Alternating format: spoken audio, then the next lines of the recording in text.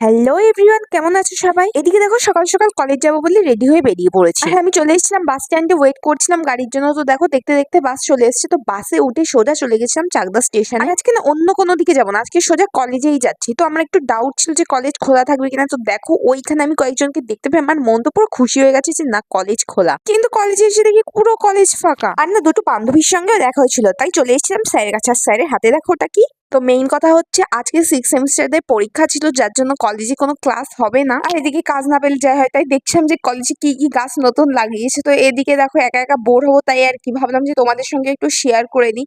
তো এখানে জাস্ট বসেছি আর আকাশটা দেখলাম পুরো মেঘলা হয়ে গেছে, আর হালকা হালকা না বৃষ্টিও পড়ছে। আর এদিকে অনেকদিন পর কলেজে আসলাম, তো দেখলাম কলেজটাকে রং করেছে সুন্দর করে, গাছ কেটেছে, তো ভালোই লাগছিল দেখতে।